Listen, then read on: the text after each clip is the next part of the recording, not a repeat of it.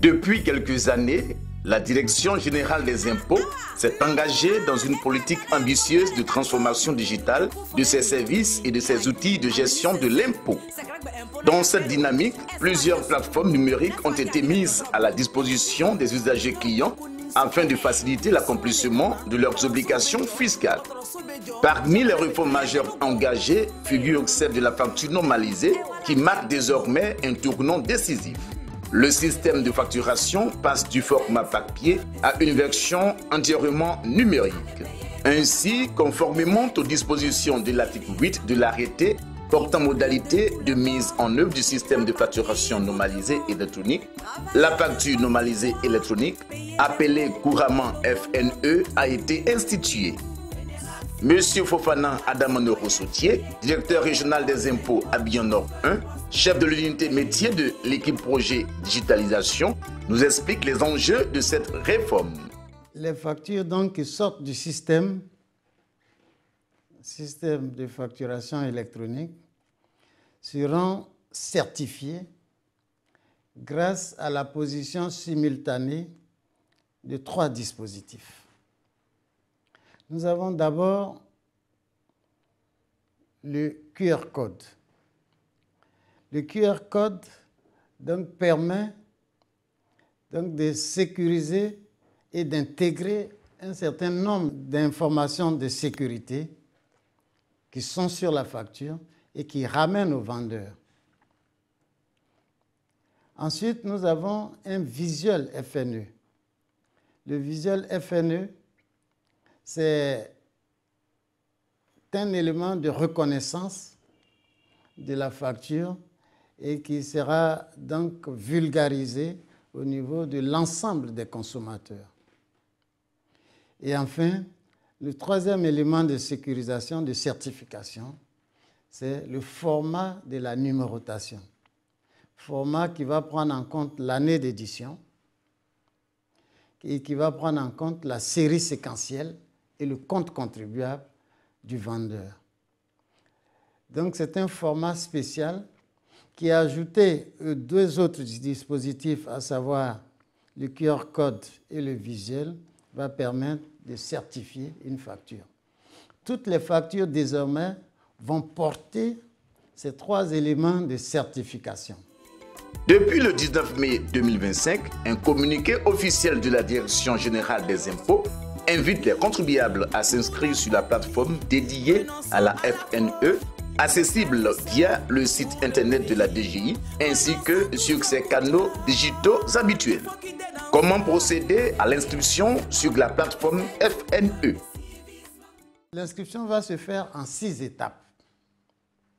La première étape, c'est l'ouverture de la page pour l'accès à la fenêtre d'inscription. À partir de la plateforme e-impôt ou du portail FNE. Une fois qu'on a accédé donc à cette page d'accueil, nous avons le formulaire d'identification. C'est ce formulaire-là qui va être le premier document à remplir.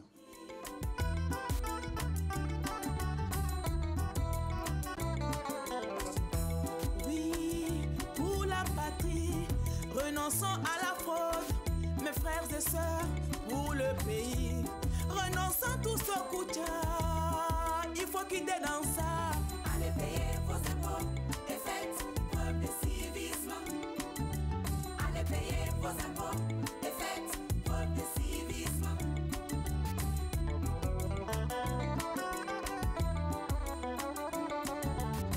Bourgeois ou simple ouvrier, planteur ou commerçant, tu dois toujours savoir qu'après bit tondu, Dieu mesure le vent.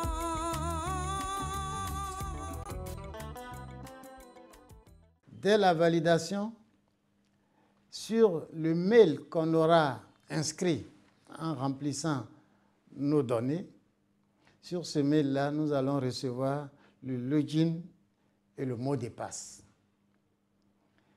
Ce sont ces informations qu'on va recueillir et qui vont nous permettre désormais d'accéder à l'espace de l'entreprise sur la plateforme FNE. Une fois que l'entreprise a pu accéder à son espace qui est ainsi créé grâce au compte qui vient d'être mis en place, à ce moment-là, elle pourra procéder au paramétrage de ses caractéristiques de fonctionnement, le nombre de points de vente, les personnes habilitées à générer les factures, donc les habilitations et les privilèges, depuis le gérant principal, le PDG, l'administrateur principal, jusqu'aux plus petits acteurs qui interviennent dans le système de facturation. Par ailleurs, le Centre des téléservices fiscaux, CTF, accompagne les contribuables grâce à des sessions de formation. Celles-ci visent à les informer et à faciliter leur inscription en ligne sur la plateforme FNE. Le CTF dispose également d'un call center au numéro 07 58 03 58 34 25 21 01 86 60 pour répondre à toutes les préoccupations des usagers.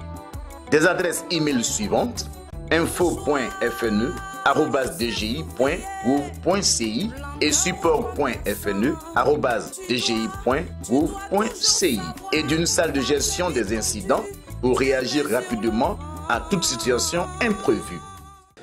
Nous sommes au niveau du lancement de la FNE et dans ce cadre-là, nous avons réorganisé nos équipes afin de prendre en charge correctement les incidents et les différentes requêtes des usagers qui viendront à la suite de l'exploitation de notre portail FNE.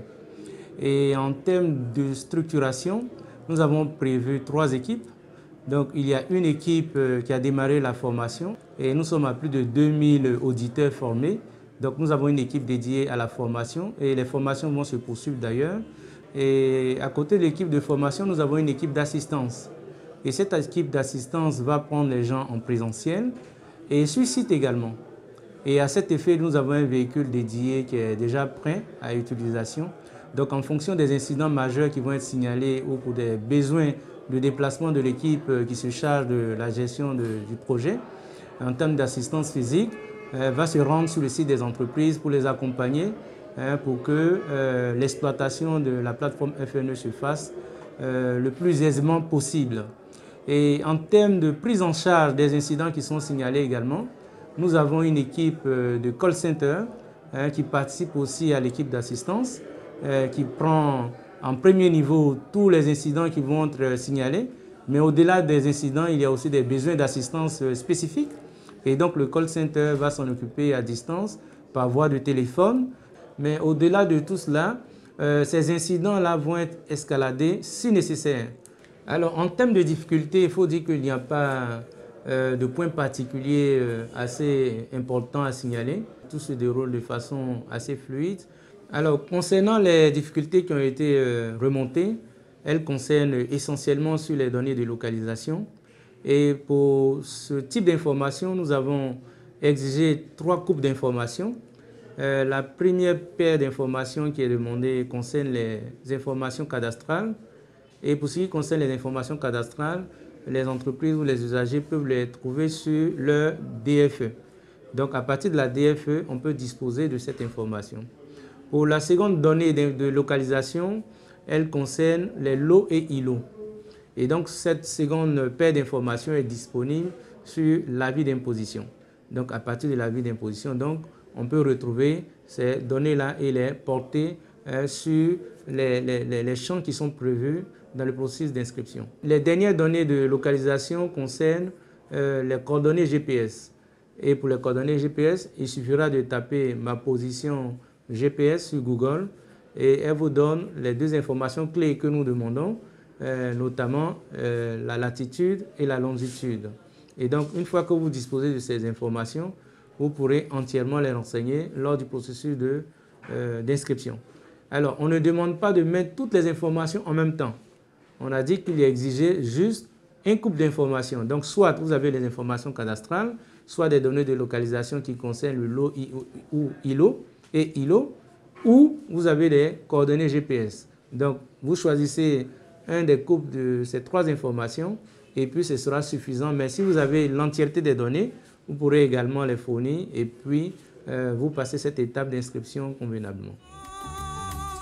Les contribuables concernés sont donc invités à prendre toutes les dispositions nécessaires afin de se conformer à l'obligation de délivrance de la facture normalisée électronique. La plateforme d'inscription est accessible depuis le site web de la Direction générale des impôts www.dgi.gouv.ci, le portail e-impôt, ainsi que le site dédié à la FNE www.fne.dgi.gouv.ci depuis le lundi 19 mai 2025. Ensemble, cultivons le civisme fiscal.